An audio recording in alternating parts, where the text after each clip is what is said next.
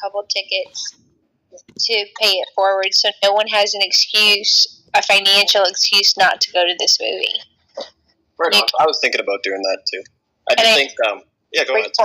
I actually recorded and saved the last bit of the after movie, Jim Caviezel's explanation that the movie had been made 5 years ago.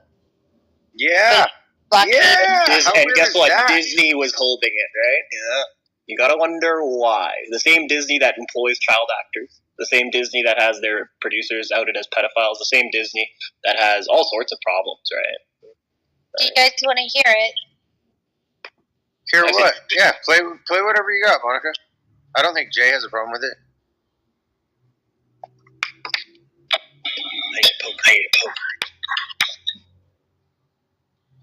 And it's not their kids, it's our kids.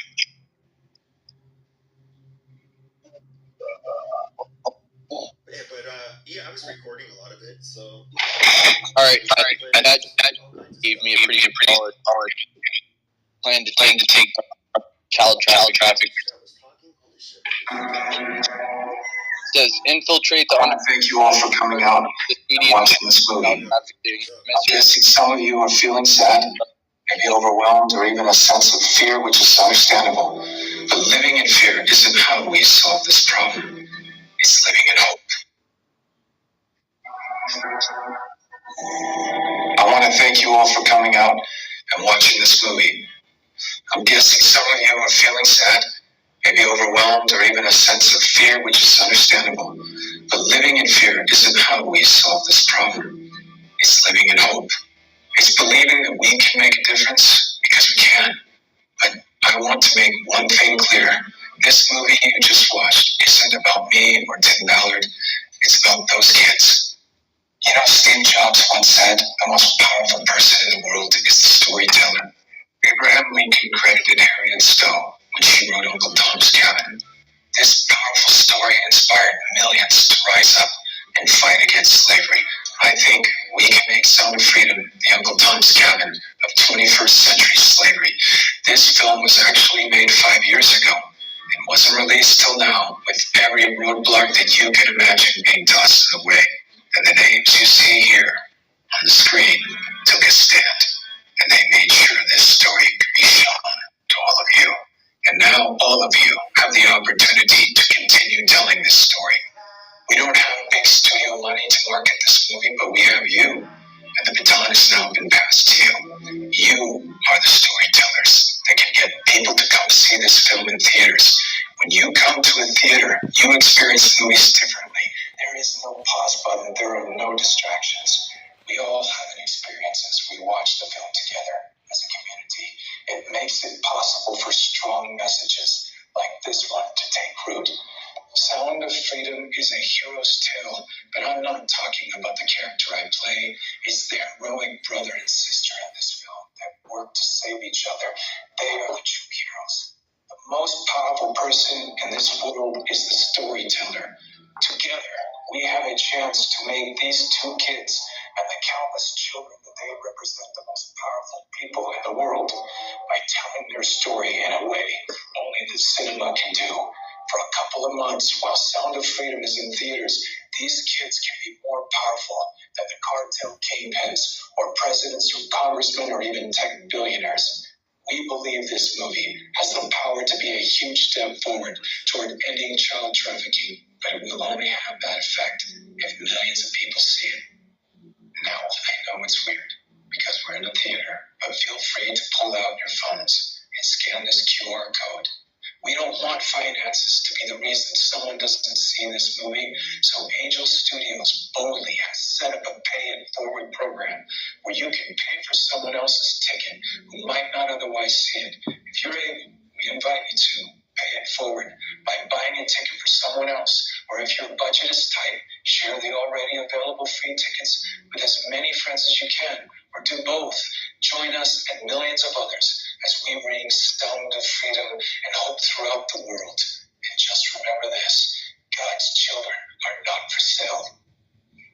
Thank you. And if you don't mind, real quick, Monica, and I know David wants to jump in. Jay, look, here's the deal. I don't care if Jewish people made this movie. I don't care if the Masons made this movie. I don't care if the Muslims made this movie. This idea we're gonna demonize whoever made this, no, we're gonna spread this movie around, and anyone that stands in the way of this movie getting shown, they're under investigation now. These people coming out saying the only people that want to watch this are toxic masculinity, brainworm people, or whatever. That's my new enemy now. Anybody that's trying to suppress this information, we got a problem. Over. Wesley, why do you think they're trying to suppress the information?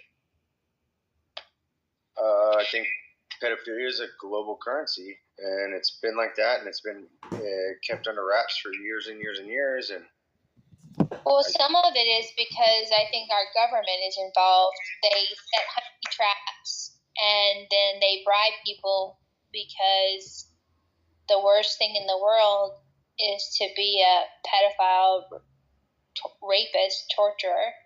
So that's, I think, a factor. Government sanctioned, absolutely, 100% nepotism. You get directors from Netflix and Disney that create something like Cuties, promoted on their media counterparts. And then you get something that's a little bit outside of the fray. It's been held off for 5 years, and it's independent, more importantly, and all of a sudden it's getting demonized. I don't think the people that are demonizing even care about the topic. I think it's easier to politicize it and then just make sure that their cronies or their friends are the only ones that can benefit off of anything like this on this topic, right? This movie already sounds like it didn't go through the traditional Hollywood channels, despite who owns it. But that's part of the issue, right? There are entire apparatuses, whether it's big pharma, whether it's Hollywood, or whether it's the drug trade or the government. And I like that this Jim Caviezel guy plays Ballard, right? And this guy's former DHS. And I love what I heard in this one CIA interview. He's like, well, you'd be dealing with a high-level terrorist somewhere across the world, and you need this information from his lieutenant, so essentially you go and catch him up, you put him in an interrogation room, he tells you, you know what, I'll tell you guys everything you want to know, as long as you bring me a little boy. Right? And then there's like a pause in the interview, and he's like, so what do you think the CIA is going to do? They went and got the little fucking boy, of course. Right? So that's the level we're talking about here. Like, this is Pizzagate, for example. And not everything in it, but most of the government links and the secret languages and everything like that, there's a reason it exists. It's not... These are people who are talking, they're not even thinking they're going to be monitored or exposed, but they're still talking in secret and code. A lot of this shit stems back to religion, Satanism, right? And exactly. And it's simply the way of their world. And they know that, yes, if why do you think they're demonizing it on the news? Because it's going to discourage people from going to watch the movie in the first place. A lot of people don't want to be labeled as so and so. Oh, if you like this, and that means you're racist. Or if you're like this or look like this, and then you must be a Nazi. Or like they don't want to fall into that queue. So there's already seeing on the news. It's like, oh, if I see that movie, I'm QAnon crowd, right? Yeah, there's good reason for all of it. Over. It's ripped for you, Wesley. I wanted to say. Go on, Alyssa. Go ahead. I know maybe some of you won't agree with me or like this, but another thing that I believe is squashing or saying the crap about the toxic masculinity and making stuff up is another industry that is one of the largest in the world. If you ever thought of the connection between the two, there's got to be some. I'm speaking of the porn industry. When people see this movie, it could discourage that kind of sales, and I think it does intertwine a tad. And then the use of teens and making porn and whatnot. The easiest thing to remember in North America and our current lifestyles, and I know some of you are not in North America, but the easiest thing to remember over here, because we're not just the biggest consumers, we are actually the biggest suppliers in the world of child trafficking. So what we're talking about is, it's not just discouragement even. Once you fuck with someone's money on this side of the world, especially a powerful person's money, you would be surprised as to what happens right in front of your face. Stolen elections, right? Drug trafficking by the CIA, right? It's right in front of your face, right? And all of a sudden, even back then, the Sandinistas was all over your TV, 1980s. But who gives a fuck about the Sandinista state? He didn't, but you were told to because Reagan said so. So you got to wonder, what is your version of that in current life today? Maybe it's Ukraine. Maybe it's whatever the hell. And just like they said, yeah, in all these war-torn countries, it actually makes it way easier to grab these kids, throw them on a boat, and look at the lady after the Haiti earthquake. I don't know who knows this story, but after the Haiti earthquake, you donated to Red Cross, right? So the same way you're doing the same charity to pay it forward for tickets and go see the movie and stuff like that, or let's donate to a human trafficking cause. As soon as that money leaves your pocket, you don't really know where it goes. And that money, in the case of Haiti, was being funneled right into the Clinton Foundation. They didn't send 95% of it to Haiti. Then there was that church lady who went over there on a humanitarian mission, and she's caught at the border with like 12 children in her van, right? And she's like, oh yeah, no, we're taking them to like an orphanage, and the parents all know about it and everything. So like the African niggas, they don't play, right? They're like, hold on, lady, let's call one of the parents, right? The parents are like, yo, where's my kid? Like, where's my kid? So the lady gets locked up. Human trafficking charge, I'm pretty sure, and child kidnapping, right? But this is like she's a posh white lady. You wouldn't, if you saw her picture today, even her mugshot, you wouldn't even believe that's what she was doing. But it's the sheer scale. In the case of the leaked emails with all that hot dog talk and handkerchief talk, one of the emails sent to Obama, or not to Obama, I can't say that, it was Podesta. There's going to be John, Mary, and Kate, or whatever the hell, they're 8, 9, and 11 years old, and they'll be in that pool for you. This is, just like Wesley said, this is a currency. This is some sort of, this is something, the rich always, it's a class system. It's always existed. Bourgeoisie and whatever the fuck, and the Benjamins, or whatever the fuck they were called. Don't quote me on that. But you know what I mean. It's a class system. That's why they want to destroy the middle class, because it's rich or poor. Have or have not, right? And when they can do things, when the laws don't apply to them the same way, like the same way a rich guy always used to get off back in the day, or a royal would always get off back in the day, they still want that system. Anybody who has power knows you're not just going to offer it up to somebody, you know? So that's what we're fucking dealing with. And something like fucking kids and then cutting them open after and eating them in a big ceremony is interesting to them. And I know that's scary, but that's what's happening. That's what's happening. That's what we have to understand. And not just on a tiny scale of a small group of 1,000 elites. No. This is used as a secret underground currency worldwide. You're talking hundreds of millions of people. Have you all heard part of different circles? Stuff where he was like holding kids in some like weird room or whatever, and then like he was getting exposed or something? Podesta? Seth Green, like the creator of like Robot Chicken and stuff, I think. Oh, some of them are they're hit with that honeypot, right? So it's like the CIA shows up, it's like, nigga, you created the Simpsons, eh? Come with me, right? And now you're partying with the guy, and then all of a sudden you're compromised. And here's the thing about the compromisation: when you're compromised, and I know this because I have military government officials that, if you're willing to watch the time, there's interviews about all of it. And then you have the rappers, the street little hood nigga comedians, Cat Williams and them too, and they're talking about the same thing. Okay, whoa. So now you know something's going on, right? Now you know, at least in some fucking part, there's the compromise. There's two paths in the compromise. One, you get compromised and you're down. You're like, okay, you know what? Fuck it, you caught me. Can I still keep fucking the kids? They're like, yeah, you can still keep fucking the kids. Okay, sweet, whatever. And they're cool with that. They already know, because they have to keep this secret amongst everybody else who has to keep this secret. They already know that now they're protected for life, and that's what you're seeing in the Epstein case. That's why there is no client, and you will never see them. No, that's a really good point. Real quick, Macho, for you, I was going to make some room for Suzanne. Suzanne, Mike shares if you'd like. Hey guys, yeah. The thing that I also noticed is that they had let Mel Gibson make the movie, right? Mel Gibson was the wife beater and the alcoholic, and he was, I don't know. But another thing I see is that he also has a lot of pictures with the one eye, the weird stuff.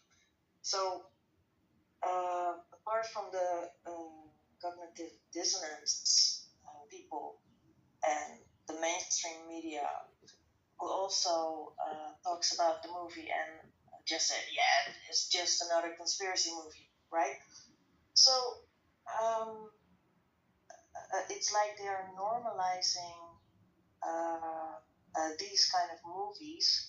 Well, it's just a minimum. It's zero compared to the freaky shit going on in the world.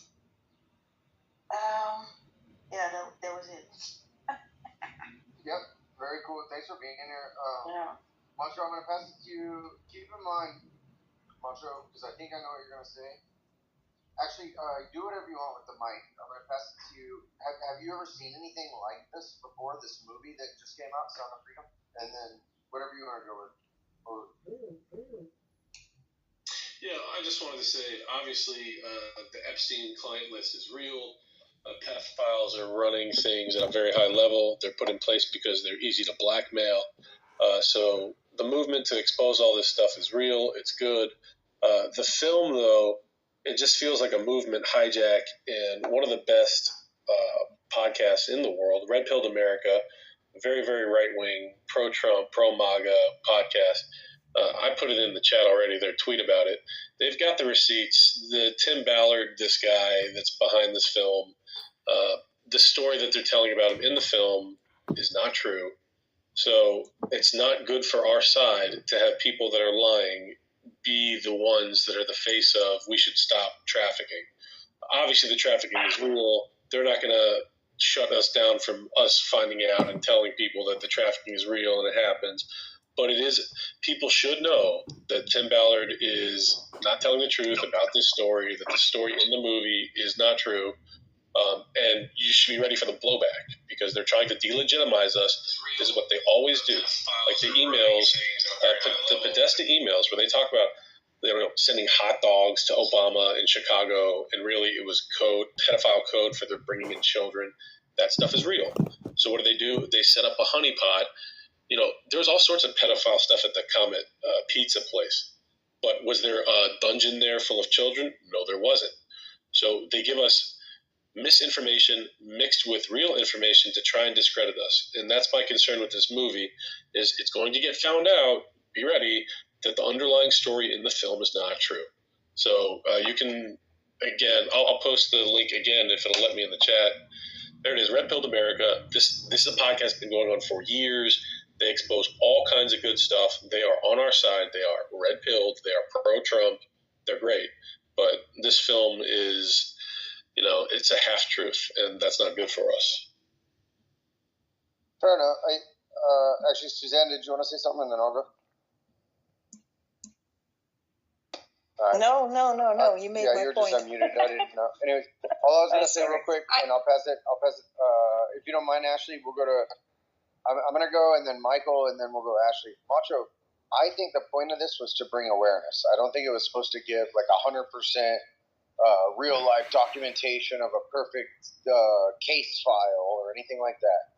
This was supposed to be Hollywooded up a tiny bit. It got suppressed for 5 years for a reason. I think it's perfect in creating awareness for something, like I said earlier. A lot of people had no idea anything like this was going on, much less in our government.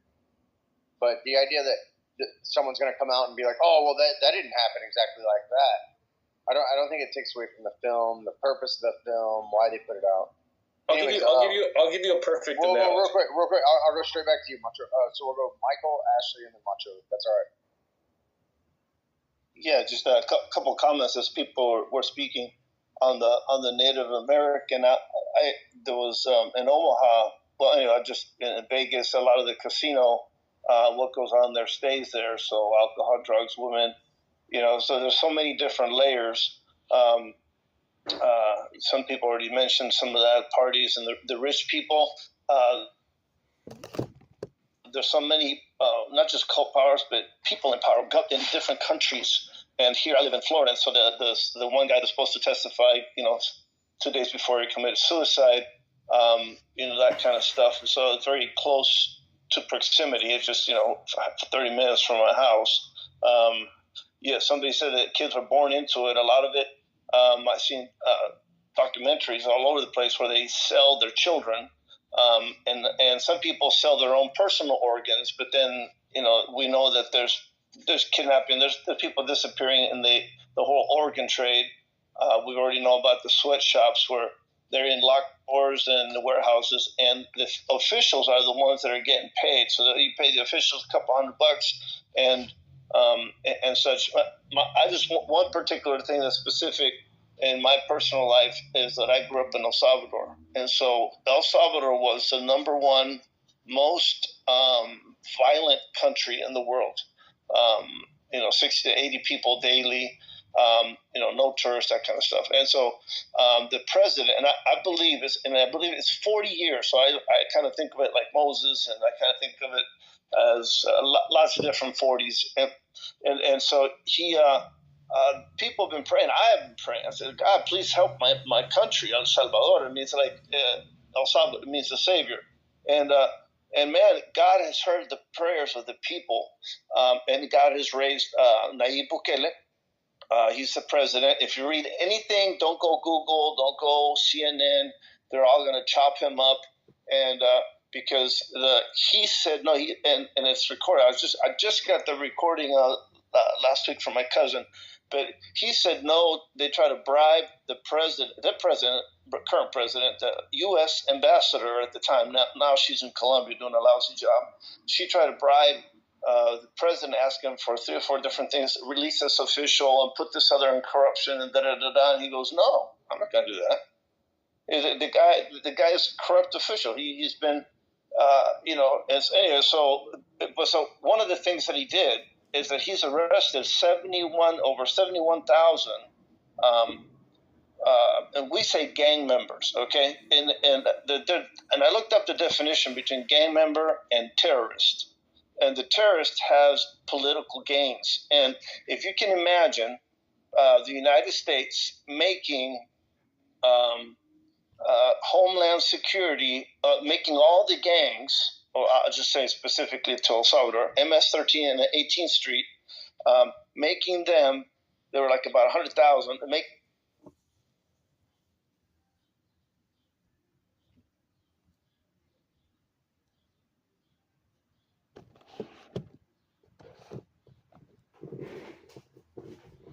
saying very personal because I have family that are involved, criminal, like war crimes and stuff, which is, I don't want to say embarrassing, it's just I didn't choose them, right? And so they, all the weapons, all the ammunition, the training, and it's all, the U.S. is all involved in all that. Now, the president said no.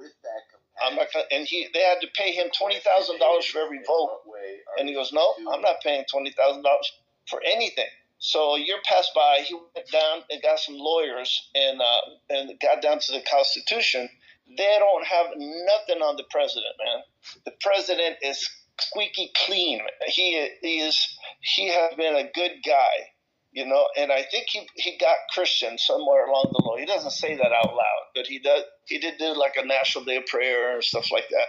But he says, thank God, but not like in the U.S. Oh, God bless America. Not it's serious. And so now, not only has he stopped all the and the human trafficking that's included in where I'm kind of going with that. Now he's going after the corrupt.